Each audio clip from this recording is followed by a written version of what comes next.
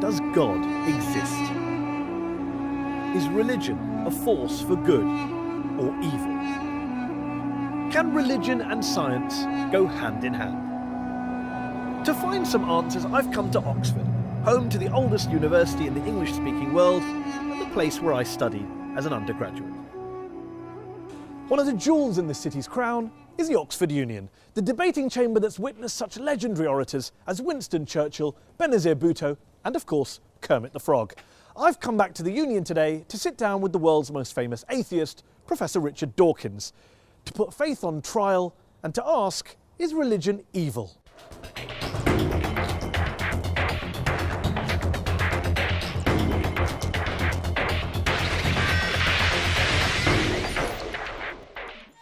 Muslims riot in protest against a truly awful film demonising Islam. Dozens are killed. The Quran, if found guilty, can be burned. A Christian pastor in Florida tries to burn a copy of the Quran and ignites global pandemonium. Even Buddhists are at it, attacking the Muslim minority Rohingyas in Western Burma. And of course, the conflicts plaguing the modern Middle East are often blamed on ancient hatreds between the children of Abraham. Remember 9/11? Was this religiously inspired terrorism? Thousands died. Yet here's the thing. Societies without faith haven't fared much better. Communism banned all religions, as Joseph Stalin and Mao Zedong systematically slaughtered millions of their own countrymen. Is science any better? Since Galileo and Darwin, scientists have sought to stamp out ignorance and unravel the mysteries of the universe. But science has also poisoned the environment, unleashed killing on an industrial scale, and now threatens our entire planet. My guest today, however, stands firmly on the side of science and has provoked controversy with his attacks on religion. Ladies and gentlemen, Professor Richard Dawkins. One of the most prolific thinkers of his generation, he shot to fame in the 1970s with his research into genetics, and his book, The Selfish Gene, transformed evolutionary biology. His most famous work, The God Delusion, sold millions of copies and has been translated into more than 30 languages. Richard, thanks so much for joining us here on Al Jazeera. Before we go any further, I just want to check something. Are you an atheist? For all practical purposes, yes. Nobody can actually say for certain that anything doesn't exist. But I'm an atheist in the same way as I'm an a-leprechaunist and an a-fairyist and an a-pink unicornist. So you're not 100% sure God doesn't exist, but you're sure enough to make it practically... I'm as sure as you are sure that fairies and leprechauns don't exist. And do you see an equivalence between the idea of God and the idea of a fairy and a leprechaun? The evidence for both is equally poor.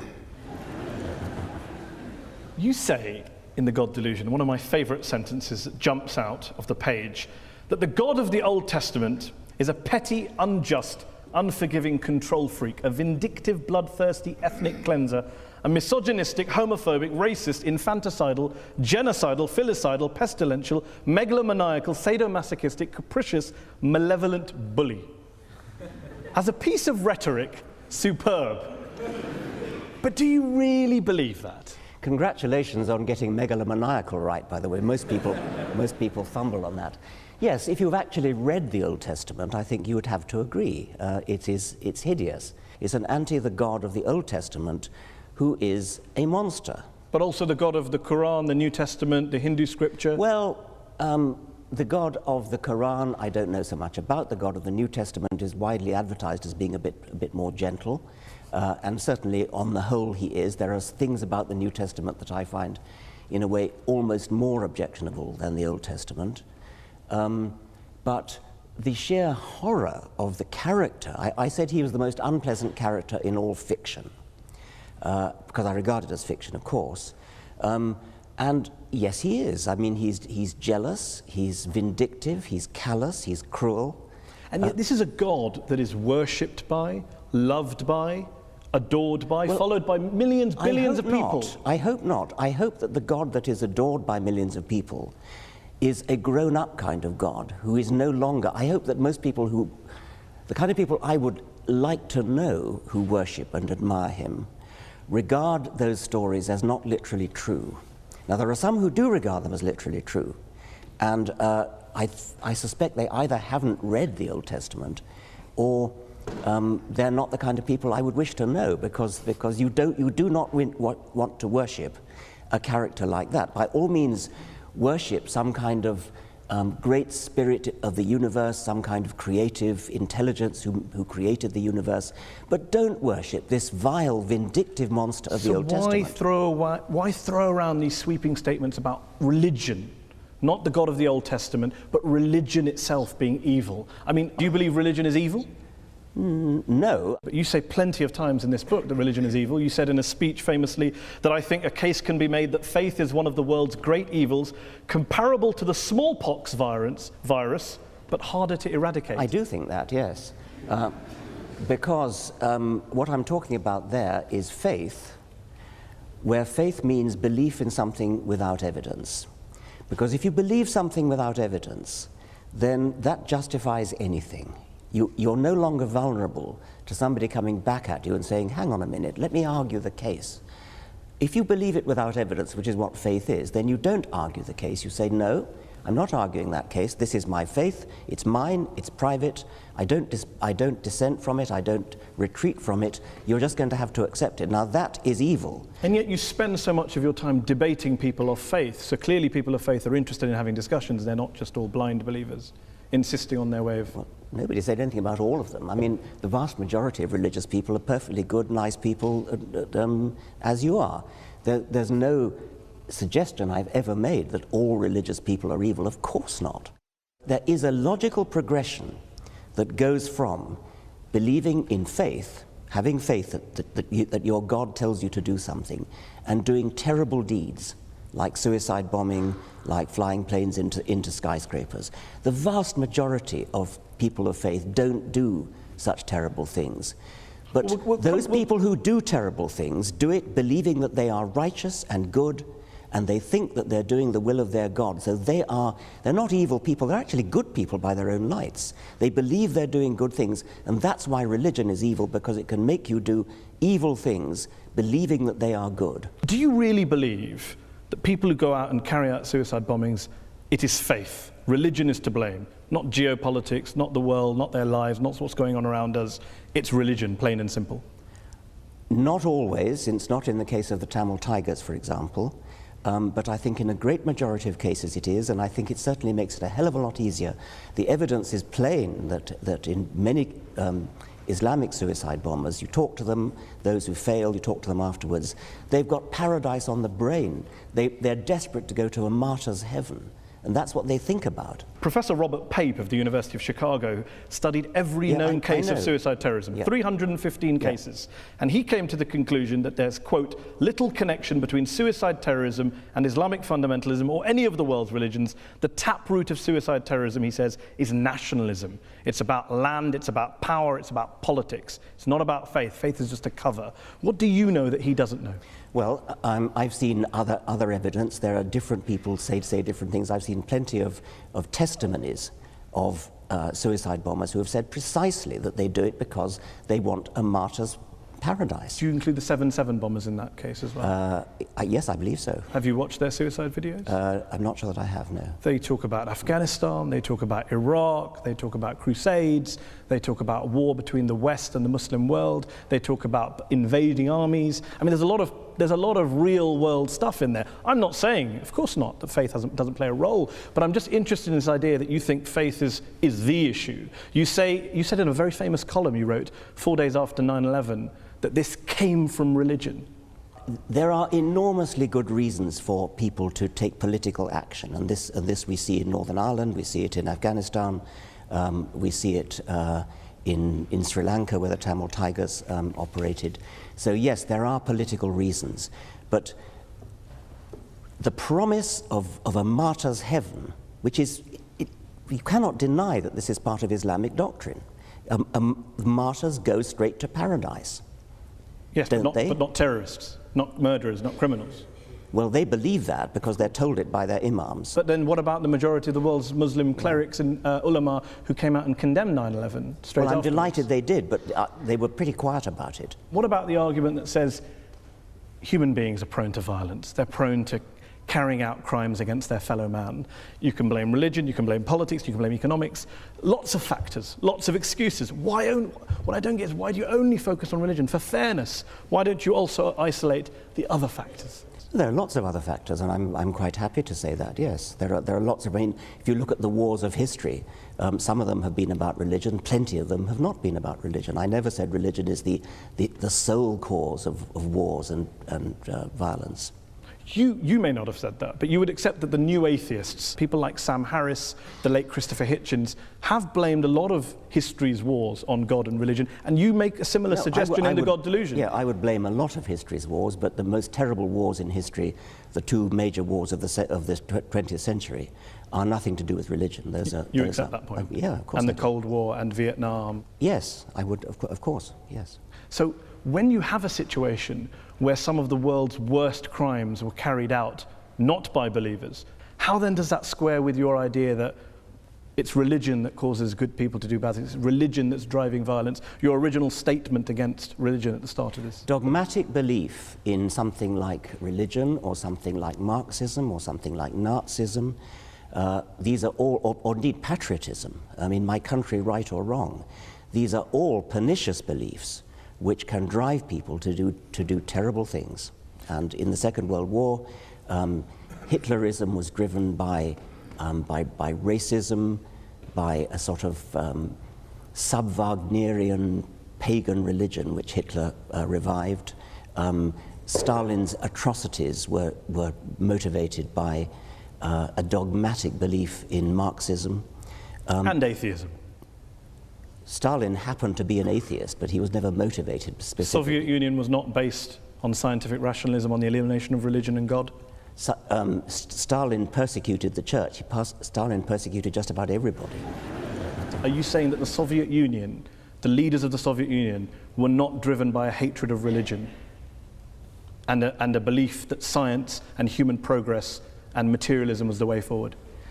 They believed that materialism, science, human progress, those are kind of there was a Marxist slant on those words, and they were hideously misused. Mao Zedong, when he invaded Tibet, told the Dalai Lama that religion is poison.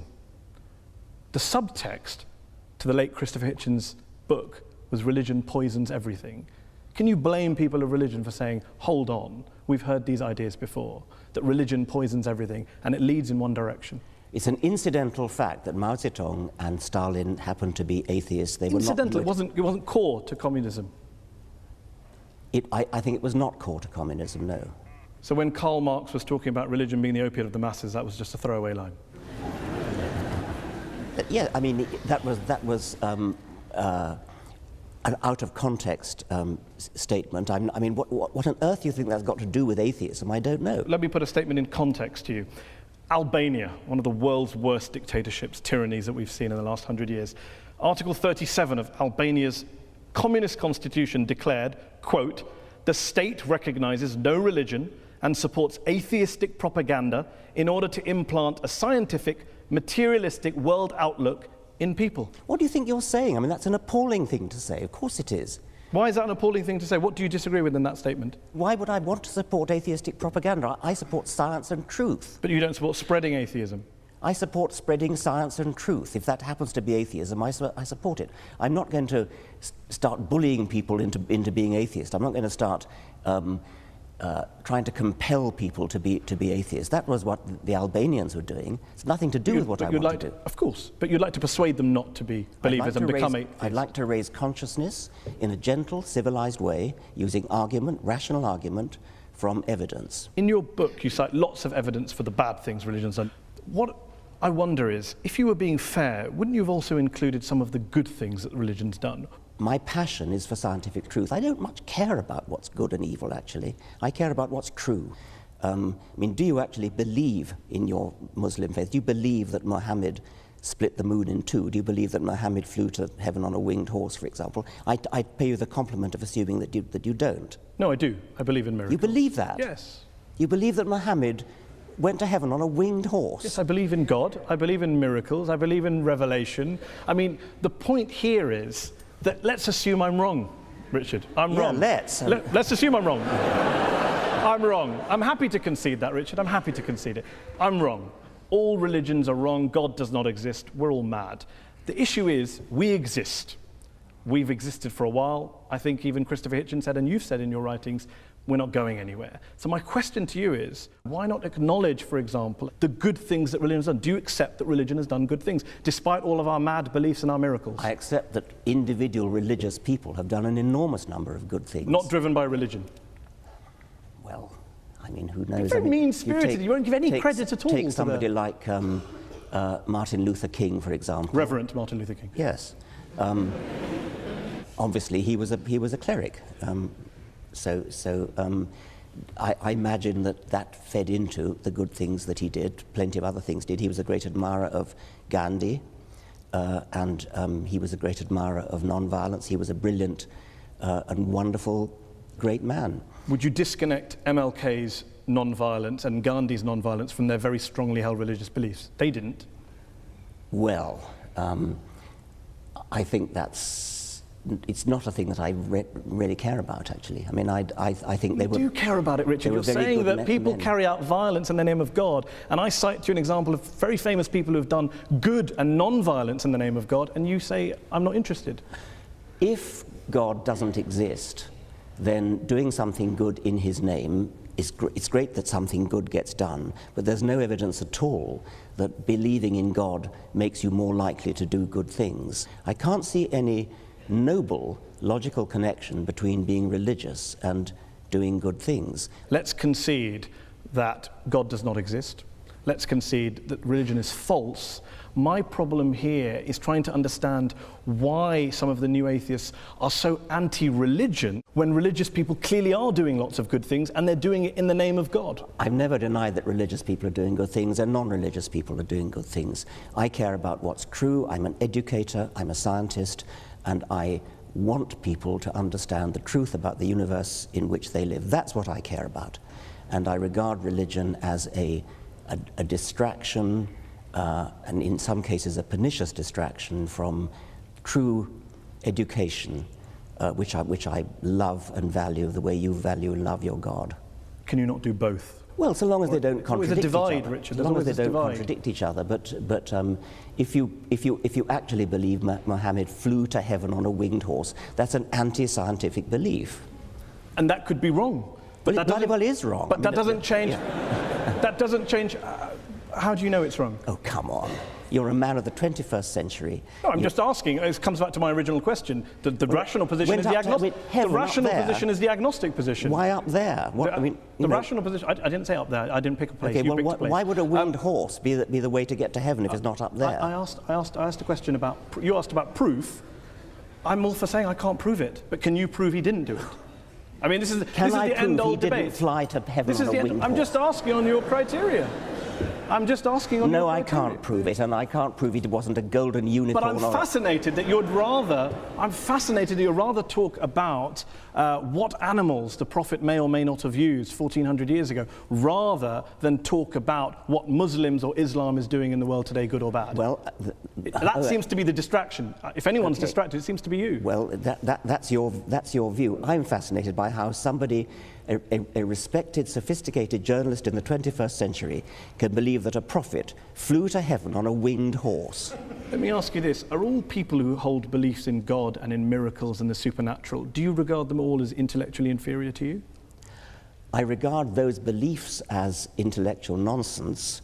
I don't regard the individuals as intellectually inferior to me, because many of them palpably are not.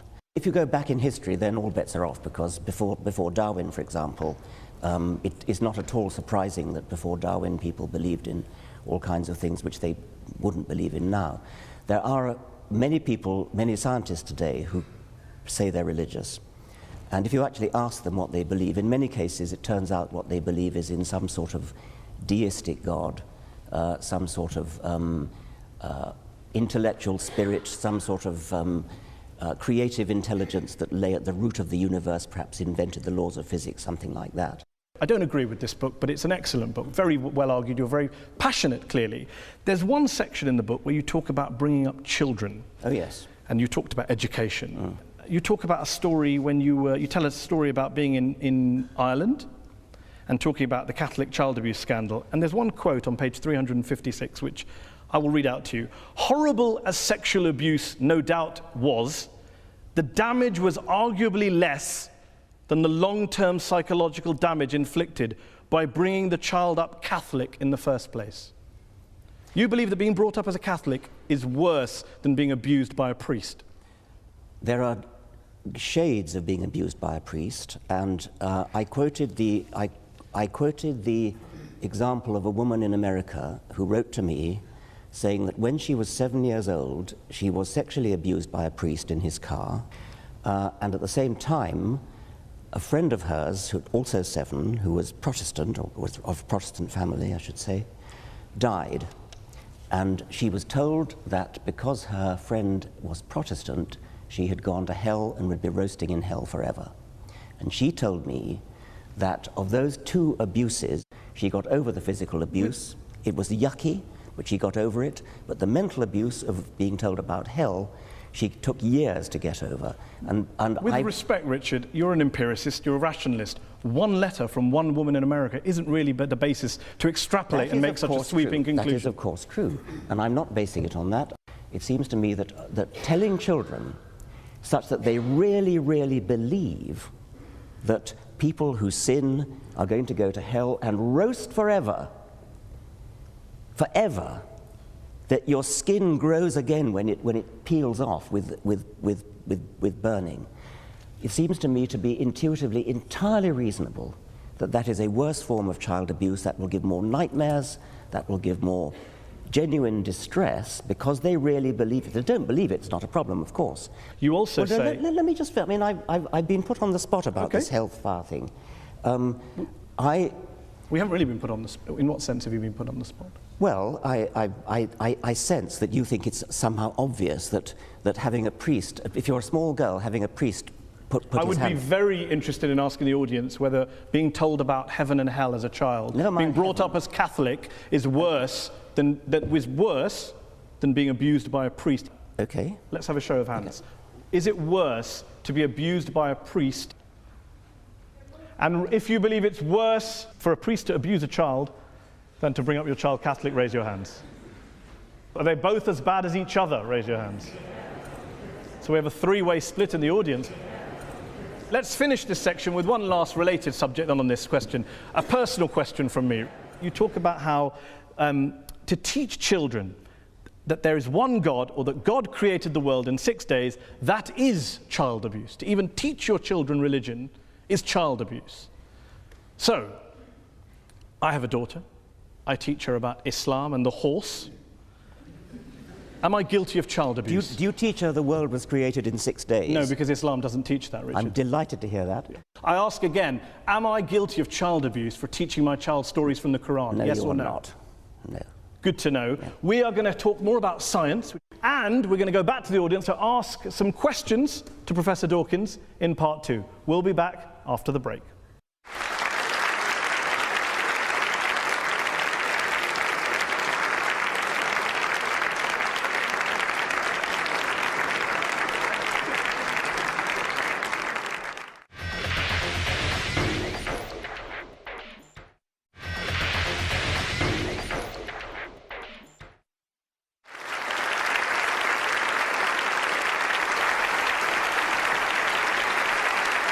Welcome back. We're talking about religion and its impact on the world. Good, bad, evil. We're joined here by our guest, evolutionary biologist, Professor Richard Dawkins. Richard, science is your great passion. And you're a great believer in science. You're an evangelist for science, a promoter and defender of science. But what would you say to those people who say there are some quite important questions, genuine questions, that science cannot answer? Why are we here? What's the meaning of life? Where does morality come from? And that if religion wants to have a crack at answering those, what's science's objection? I'm not sure I'd accept that science can't answer those particular questions. I think there are other questions science probably shouldn't try to answer, like what is right and what is wrong. Those are questions that are not the immediate concern of science. But what's the meaning of life? Why is there anything? How did it all start? Those seem to me to be scientific questions, or potentially scientific questions. If there are some questions of that sort that science can never answer, then we should at least keep trying to answer them. And if science can't answer them, religion having a crack at answering them, if there's no reason to think that religion has any basis for an answer, then why would religion have a crack? Why would you bother to listen to religion having a crack at answering them? I mean, one thing I would say is there may be questions that science can't answer, like the origin of everything. But if science can't answer them, then religion certainly can't, and nothing else can either. Why? Why is it it's either science or nothing? Well, yes, because science is the method of getting at what's true. I mean, if you take something like how did the universe begin, which is a very baffling, deep question. How did life begin? Another baffling, deep question. Both those questions are unanswered. The best methods we have of approaching those are the methods of science, because these are the methods that look at evidence, that evaluate evidence in all sorts of sophisticated ways.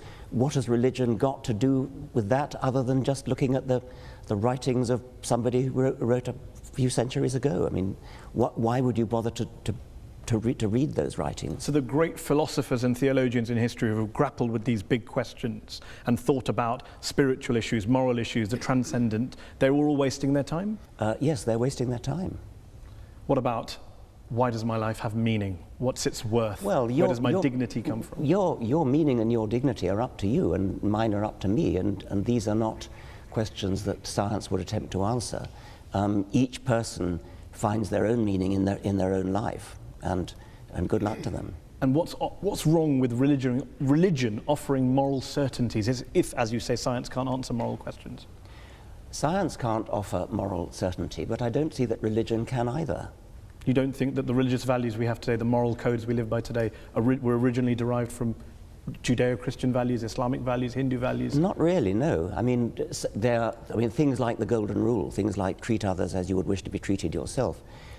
These are ancient values which crop up all over the world.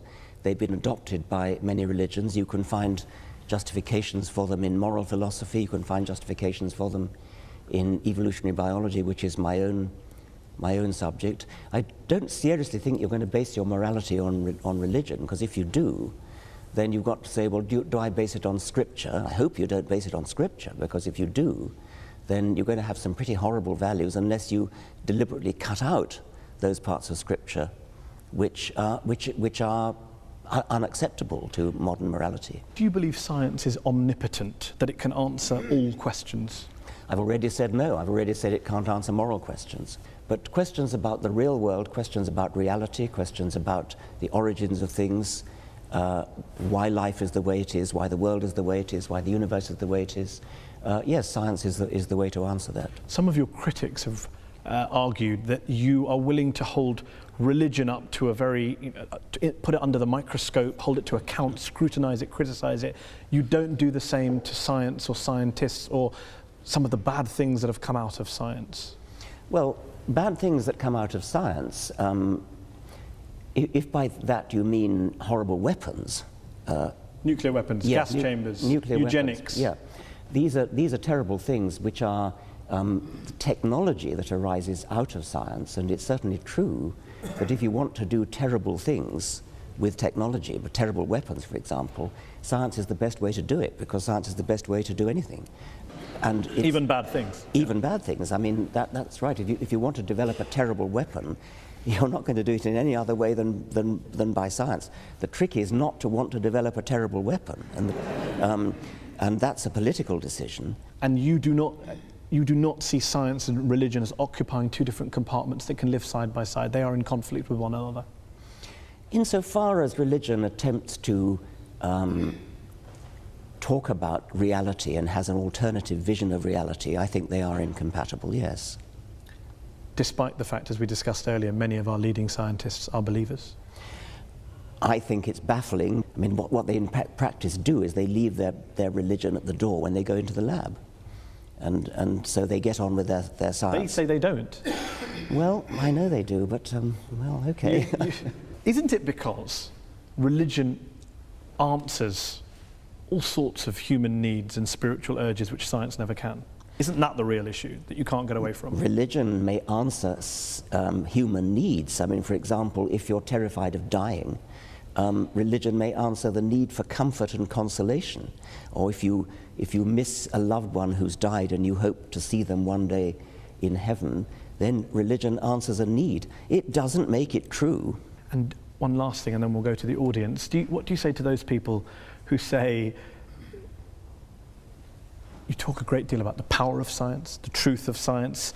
You have people like Sam Harris who say morality can be determined by science. You have quite charismatic, forceful people going around the world proselytizing on behalf of science, that science is actually the new religion that you guys are pitching.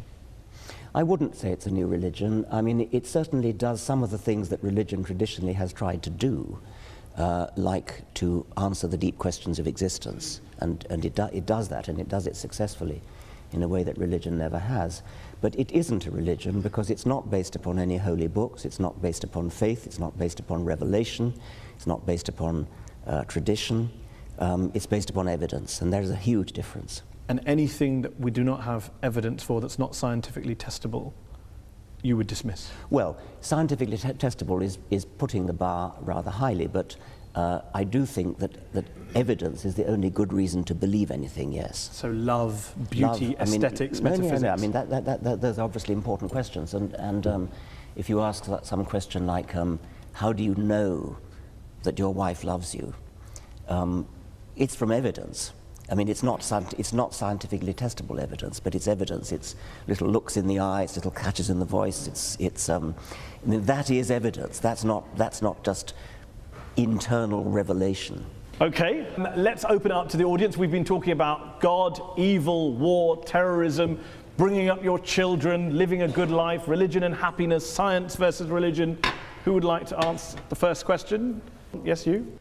If the Almighty God appears suddenly on the cloud or on the earth or part of the universe, what is your reaction? Are you going to believe or are you going to go against him? What would it take for you to believe in God, not just miracles? Yeah, I mean, popping his head through the clouds. Yeah, that's the thing I've worried about a lot. Obviously, it would do wonders for the book. the reason I worry about it is that obviously, as a scientist, I'm committed to the view that I would change my mind if evidence came along. And so it's a very important question. What would that evidence look like? And I've talked about it with my colleagues a great deal. I used to think, yes, if there was a great deep Paul Robeson voice coming out of the clouds saying, I exist, and then yes, obviously I would believe it. But have you ever seen a really, really good conjuring trick? There are things that I've seen done that it seems to me to be, God, that's got to be a miracle. And yet you know it's not. And so there is a real problem there that we are easily fooled. Let's take another question from gentleman here. Very interesting guy. I was extremely amused when you described faith as sort of brooking no argument. This university, of course, began with the study of theology. Most of the people here would have been studying theology at the beginning of the university, and indeed the way in which it was taught was not professorial. You didn't have lectures mostly. Mostly you had discussions, debates. People didn't write monographs, they collected discussions, notes of discussions. People disagreed about their faith. Absolutely, I mean, everybody had a different opinion and everybody expressed it and everybody was heard. What's the question? The idea that, so the question is, do you really think that your view of faith brooking no argument measures up to really any experience of how people think about their faith? You talked about the evidence that your wife loves you. I think for most religious people, the evidence that there's a God is rather like that. Well, obviously, I would be mad to suggest that that theologians don't argue. They argue all the time and always have. They fight wars over their arguments. So clearly they argue. I'd say, when I say brook no argument, I don't mean that they don't argue. When you say that theologians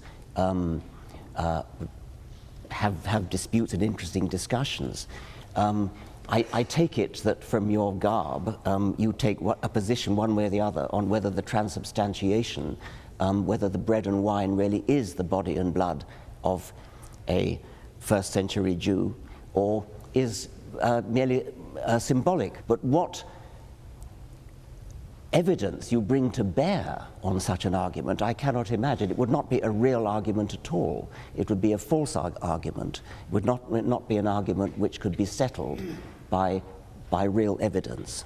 Just deal with the point about the evidence level when you refer to love of your wife. When you say that your wife loves you, and you're getting evidence from looks in the eye and catches in the voice was the phrase that I actually used.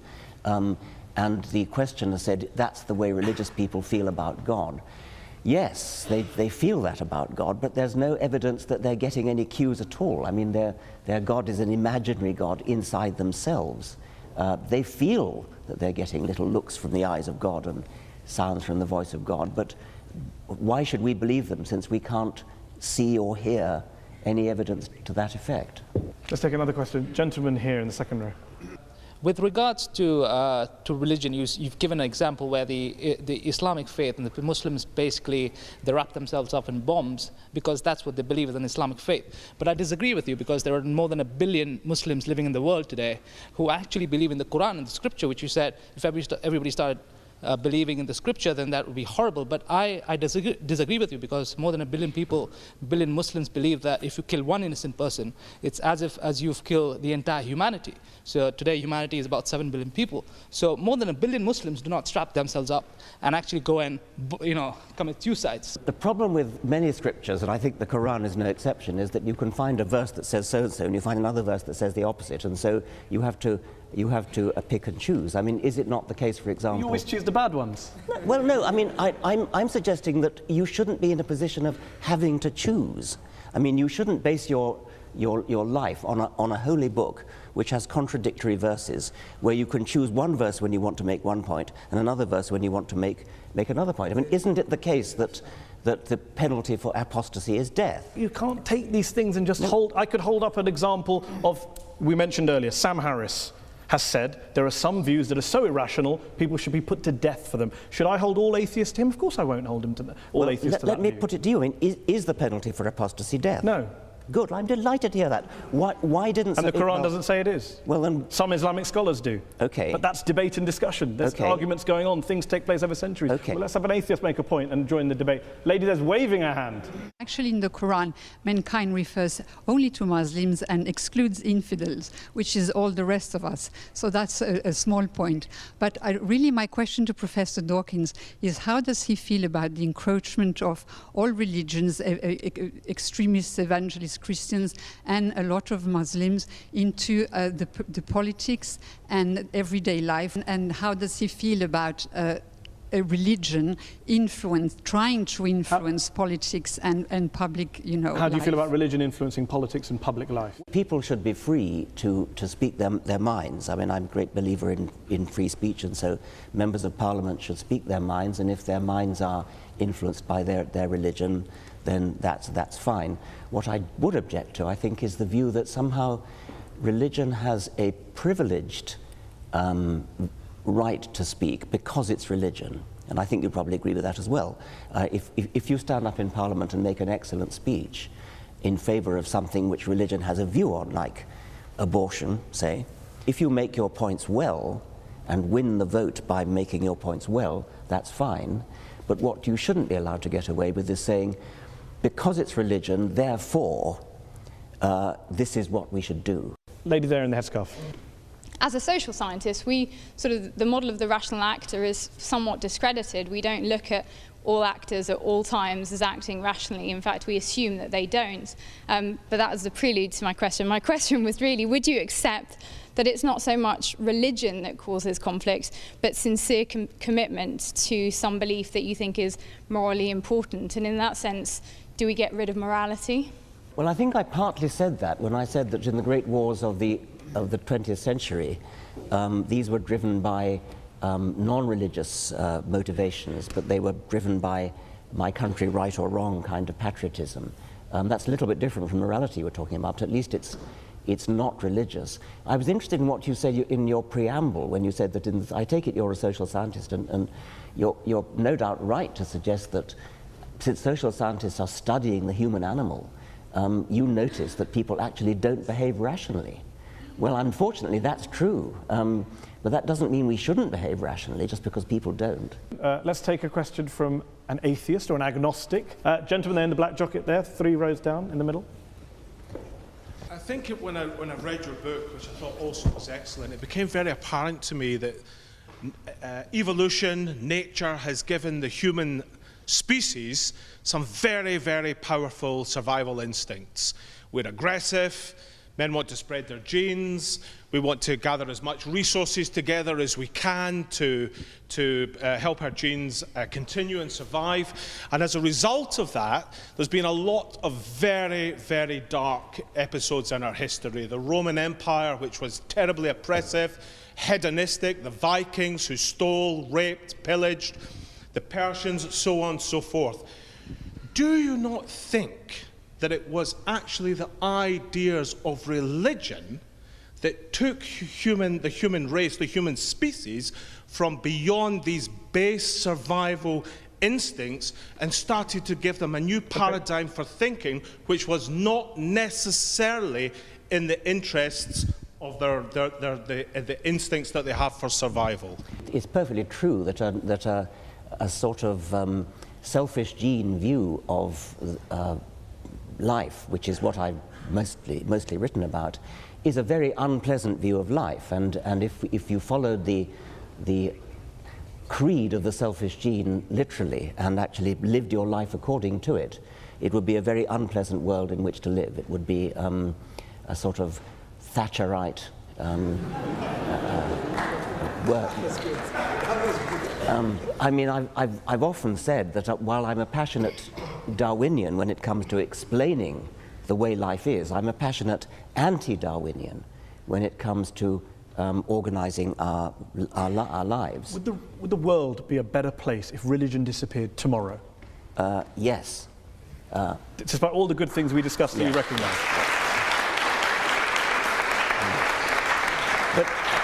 But you'd still have the Nazi Holocaust, the communism, you wouldn't have the charities, that's fine. You would have the charities, but I mean, it's only your assumption. But I want to finish because the questioner actually challenged me by saying that it was religion that helped us to escape from the unpleasantness of the selfish gene. I don't actually think that is true. I think that we have escaped by a long and slow process of civilization in which religion no doubt played a part. If you look historically over the very long time span of history, we're getting better, we're getting nicer, we're getting more charitable, we're getting kinder, getting less cruel.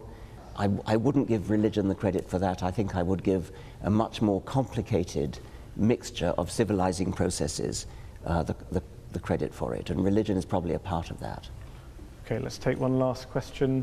Gentleman there in the blue jumper. And we're going to have to make this the last question. Professor Dawkins, as an atheist, is it not the case that you either believe in the universe just popping into existence without a cause, which is worse than hocus pocus, or in this thing called the multiverse, which has as much independent empirical evidence as Hades controlling the underworld?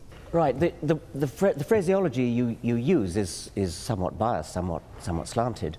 The universe popping into existence out of nothing. The multiverse theory is used in this context to explain the fact that some physicists believe that the physical constants are too finely adjusted. It's as though it's a put-up job. It looks as though the physical constants are so finely adjusted that if you change any one of them, then the universe would collapse. And I started to say that. Yes. Now, the multiverse hypothesis is a kind of Darwinian way of solving that problem. It says there are billions and billions of universes, all of which have different settings of their fundamental constants. A tiny minority of those billions and billions of universes have their constants set in such a way as to give rise to a universe which lasts long enough to give rise to galaxies, stars, planets, chemistry, and hence the process of evolution. But do you understand, it does make me chuckle that you mock me for believing in a prophet that flies into a heaven, but you believe in lots and lots of universes that you can't show me, prove to me, test to me in a lab, as a basis of getting out of believing in a God and a prophet. I'm astonished that you should compare the two. I'm comparing the lack of evidence for the two. Well, you cannot use your own intuitive common sense in order to diss physics. I mean, if you could do that, we wouldn't need physicists. I mean, they are very sophisticated people, they do mathematics. But there are physicists like Paul Davies who have dissed the multiverse theory as being nonsense. Well, Paul Davies would rather take the view that there's something mysterious in the origin of the universe, and that's another perfectly respectable physicist's view. Steven Weinberg, the Nobel Prize-winning physicist. It's respectable if a physicist holds a view about mystery in the universe, but not if anyone else holds it.